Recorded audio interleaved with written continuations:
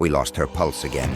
Code blue. The words pierced through my world of wealth and power like shrapnel. Through the chaos of doctors rushing past, I caught a glimpse of my newborn twins in the nursery. Two tiny miracles fighting for life in their incubators. Unaware their mother was doing the same down the hall. Grace's last conscious words haunted me. You wanted to buy perfection, Alexander, but some prices are never meant to be paid. She was right. As I stood there, my billion-dollar empire crumbling around me, I finally understood. I hadn't just bought a baby. I had gambled with 3 lives and was about to lose them all. But to understand how a man who owned half of Manhattan ended up on his knees in a hospital corridor, praying to a god he'd never believed in, we need to go back to that winter morning when I saw a homeless artist creating beauty from nothing and foolishly thought I could purchase what can only be earned through love.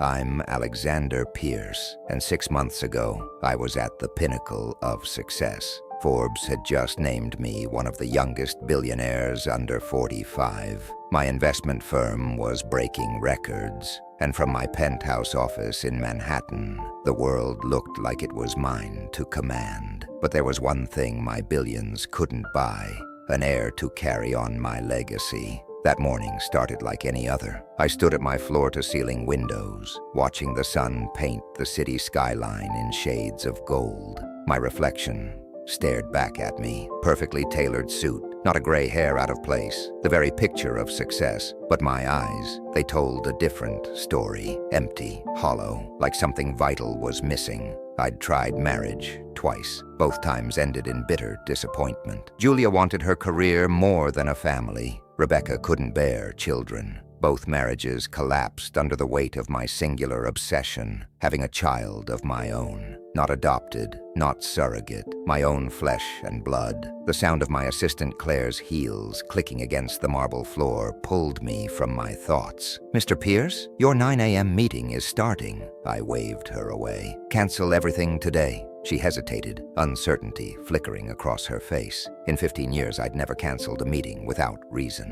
"Sir?" I said, "Cancel it." My voice was sharp, final, the kind of tone that had built my empire, the kind that brooked no argument. As soon as she left, I grabbed my coat and headed for the private elevator. My mind was made up. I'd spent years trying to do things the right way, the socially acceptable way. But love, marriage, they were illusions. What I needed was a business transaction, clean, simple, no emotional complications. The city streets were crowded with the usual morning rush, but from behind the tinted windows of my Rolls-Royce, they all looked like extras in my personal movie. That's when I saw her. She was sitting on the sidewalk near a coffee shop, her brown hair falling in tangled waves around her face. But it wasn't her appearance that caught my eye. It was what she was doing. In the midst of the rushing crowd, she was drawing, not on a proper sketch pad, but on a piece of cardboard, completely lost in her own world. Something about her made me stop the car. "Wait here," I told my driver. The closer I got, the more details I noticed. Her clothes were worn but clean. Her hands were delicate, artist's hands, but they trembled slightly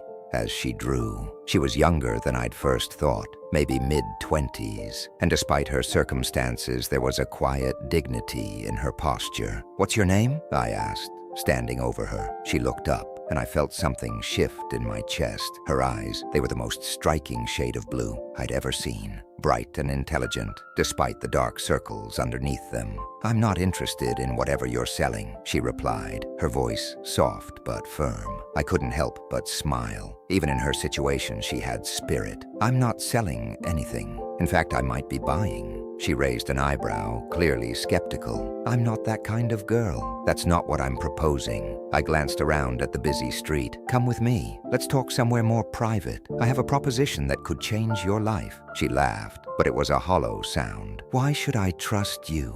I pulled out my wallet and handed her my business card. Her eyes widened slightly as she read it. Everyone in New York knew the Pierce name. "Because in the next hour, I could offer you more money than you'd see in 10 lifetimes." I held out my hand. "What do you have to lose?" She stared at my hand for a long moment, then gathered her few belongings. "I'm Grace," she said finally, standing up, and I must be crazy. The drive to my preferred restaurant was silent. I watched her from the corner of my eye, noting how she tried to hide her awe at the car's luxury. She sat perfectly still, as if afraid to touch anything. The maitre d' at Le Bernardin recognized me immediately, ushering us to my private dining room. Grace looked increasingly uncomfortable, but she held her head high. Good. She had pride. That would make this easier. Once we were seated and alone, I got straight to the point. I want you to have my child. She nearly choked on her water. Excuse me? It's a straightforward proposition. You carry my child. I take care of all your needs during pregnancy, and afterward, you get enough money to never worry again. Her face went through a range of emotions: shock, disbelief, anger, and finally, curiosity. Why me? Why not go through proper channels? Because I don't want proper channels. I want simplicity, no emotional attachments, no complicated legal battles, just a clean business transaction. I leaned forward. You're young, healthy, intelligent enough to be sketching rather than begging, and most importantly, you have nothing to lose. Grace's hands trembled slightly as she set down her glass. And what makes you think I'd agree to something so cold? I smiled, pulling out my phone and typing a number. I slid it across the table to her. Her eyes widened at the amount displayed on the screen. That's just the starting figure, I said quietly. Think about it, Grace. No more sleeping on streets. No more wondering where your next meal will come from. Complete financial freedom. She stared at the number for a long moment, then looked up at me. Why do you want this so badly? You could have anyone. Because I need an heir, someone to carry on what I've built. And I don't want the complications that come with relationships. I kept my voice neutral, businesslike. This way, everything is clear from the start. Grace fell silent, her fingers tracing patterns on the tablecloth. I could see the battle in her eyes. Pride versus survival, dignity versus opportunity. What happens after?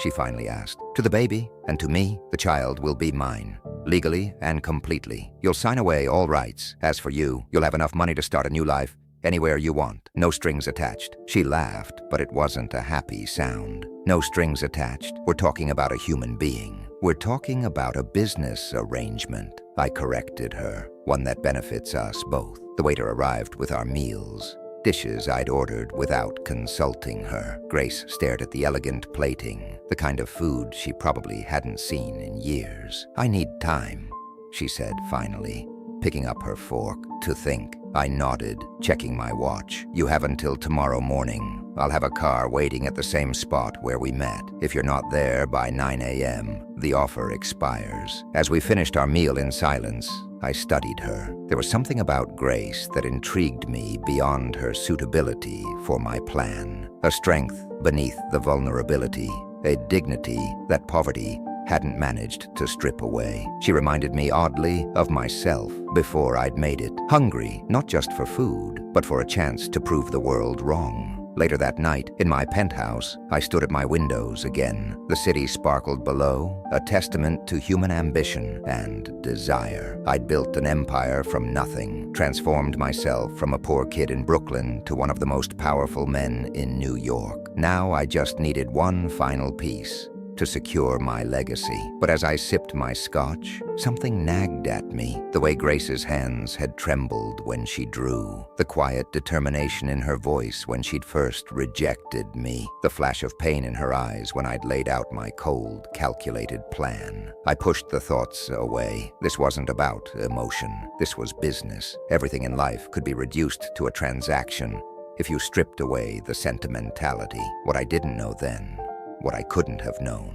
was that I was about to learn the hardest lesson of my life. That some things can't be bought, can't be controlled, can't be planned. That sometimes the greatest miracles come disguised as our biggest mistakes. The next morning, I stood in my office watching the clock tick toward 9 a.m. My driver had texted to confirm he was in position. Now all I could do was wait. 8:57 a.m. My phone remained silent. 8:58 a.m. I poured myself a coffee, trying to ignore the strange tension in my chest. 8:59 a.m. I began mentally reviewing my backup plans. There were other options, other potential candidates. Then, at exactly 9 a.m., my phone buzzed. A single message from my driver. She's here. I let out a breath I hadn't realized I was holding. Phase 1 of my perfect plan was complete. Everything would proceed exactly as I'd calculated. I was Alexander Pierce, after all. I always got what I wanted. But standing there, watching the morning sun glint off the surrounding skyscrapers, I had no idea that this moment, this simple business transaction, would shatter every wall I'd built, challenge every truth I thought I knew, and force me to confront the one thing I'd spent my entire life running from: my own heart. Because sometimes the greatest gifts come not from what we gain, but from what we lose. And I was about to lose everything I thought I wanted, to gain everything I never knew I needed. Grace moved into my guest house that same day.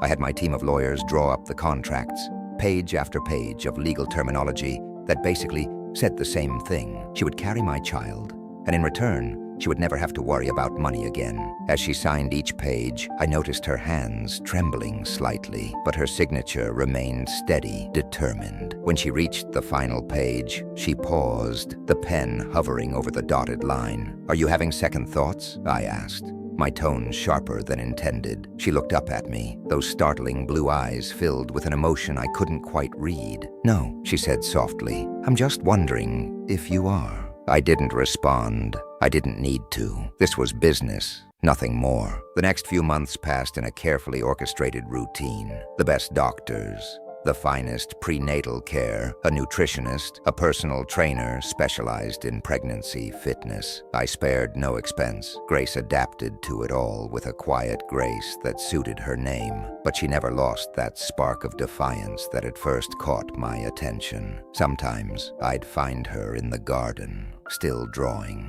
She'd created a small studio in one corner of the guest house, filling it with sketches, landscapes, portraits, and increasingly pictures of mothers with their children. I pretended not to notice. Then came the first ultrasound. I hadn't planned to attend. These things were usually handled by my assistant. But that morning, something compelled me to change my schedule. The moment the sound filled the room, that rapid rhythmic whooshing, I felt something crack in my carefully constructed world.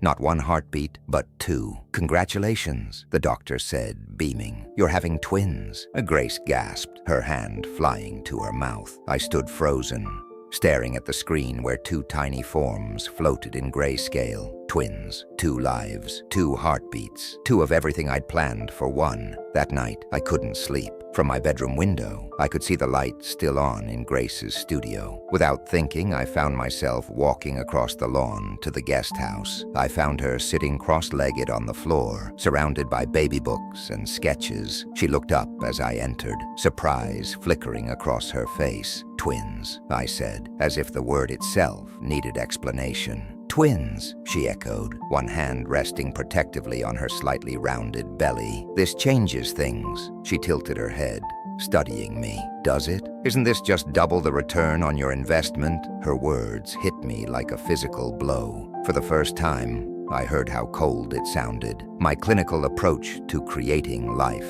"I don't know," I admitted, the words feeling foreign on my tongue. I, Alexander Pierce, who always knew everything, suddenly felt lost. Grace's expression softened. "Sit with me," she said, patting the floor beside her. I hesitated. I hadn't sat on a floor since college, but something made me join her. She handed me one of her sketches. It showed 2 tiny hands reaching toward a larger one. "I drew this after the ultrasound," she said quietly.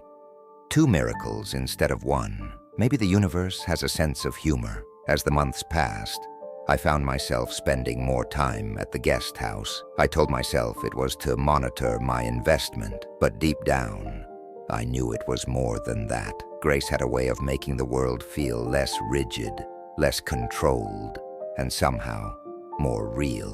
She taught me about the babies, how they could hear us now, how they responded to music and voice. She made me read to them, saying they needed to know their father's voice. I protested at first, but soon found myself bringing books from my library each evening. One night, as I was reading The Great Gatsby, Grace suddenly grabbed my hand and placed it on her belly. I felt it, a kick, then another. 2 distinct movements from 2 distinct lives. "They know their father," Grace whispered.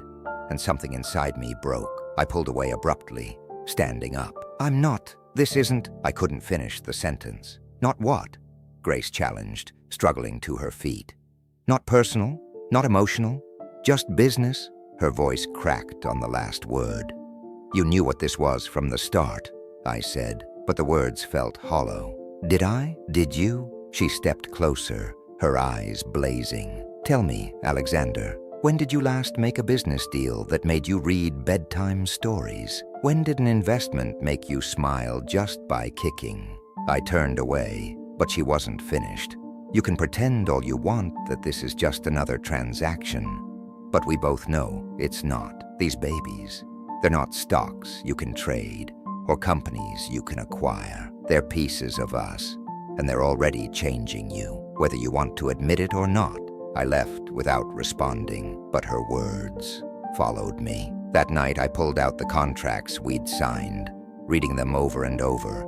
The language was clear, precise, legally binding, but suddenly they felt like they were written in an alien language I no longer understood.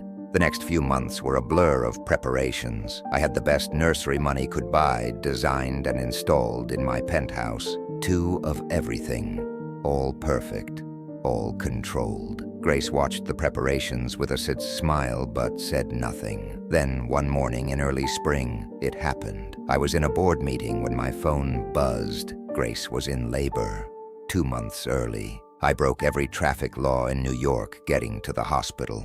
When I arrived, they were already preparing for an emergency C-section. Grace was pale, too pale, but her eyes found mine immediately. "They're coming," she whispered as they wheeled her past me. "Your miracles are coming." The next hours were the longest of my life. Every minute felt like a year. My hands, which had signed billion-dollar deals without trembling, shook as I paced the waiting room. Finally, a doctor emerged. "Mr. Pierce, would you like to meet your children?" The NICU was quiet except for the gentle beeping of monitors, and there they were, so tiny, so fragile, yet so perfect. A boy and a girl, each no bigger than my hand. "They're fighters," the nurse said softly, "just like their mother." Mother, the word hit me like a thunderbolt. I turned. "Grace, how is she?" The nurse's expression changed. "Sir, there were complications." I found myself running down the hospital corridor, my perfectly polished shoes squeaking on the linoleum. Grace lay in the recovery room, pale as the sheets around her, but alive. "I saw them," she whispered when I entered. "They're beautiful." I took her hand, surprised by how natural it felt. "Yes, they are." "Alexander," her voice was weak but urgent. "Promise me something." "Anything," I said, and meant it. "Promise me you'll love them. Not as investments or heirs, but as the miracles they are. Promise me you'll let them mess up your perfect world and teach you that the best things in life can't be bought or controlled." Tears, actual tears, rolled down my face. "I promise," I whispered, "but you have to promise something too. Promise you'll stay. Not because of a contract, but because these miracles need both of us. Because I need you." She smiled, squeezing my hand weakly. Now who's getting emotional about a business transaction? Months later, I stood in the nursery of our home, not my penthouse, but a new house we'd bought together. One with a real garden for Grace's studio and room for 2 children to run and play. Emma and Ethan slept peacefully in their cribs, while Grace sketched them from her favorite chair. The contracts that had started this journey were long gone, replaced by marriage certificates and joint adoption papers. My perfect, controlled world had been completely upended. There were baby toys scattered across expensive carpets, formula stains on Italian silk ties, and more love than I had ever thought possible. Grace looked up from her sketch, catching me watching her. "Still think you can control everything?" she teased. I walked over and kissed her softly. "I was wrong about so many things," I admitted, "but I got one thing right." "Oh, what's that?"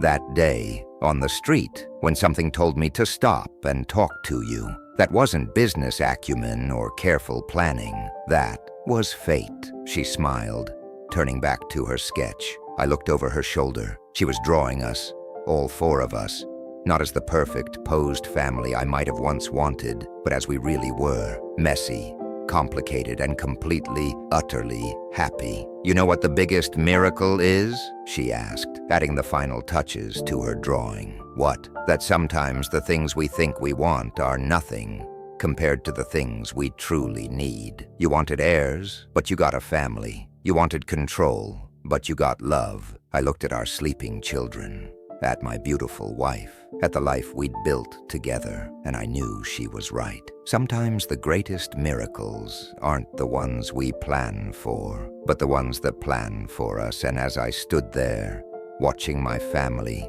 my real, unplanned, perfectly imperfect family, I realized that the true price of a miracle isn't measured in dollars or cents, but in how much we're willing to let it change us. Because sometimes the biggest miracle of all is discovering that what we thought was a simple business transaction was actually the universe's way of giving us exactly what we never knew we needed. Sometimes the things we think we can control end up controlling us. Has love ever taught you that the most precious things in life can't be bought? Share your thoughts in the comments below. What would you have done differently? Do you believe true love and family are worth more than all the money in the world? If this story touched your heart, don't forget to hit that subscribe button and give this video a like. Your support helps us share more stories that remind us what truly matters in life. What did you think about Alexander's transformation? Rate this story from 0 to 10 in the comments. Remember to turn on notifications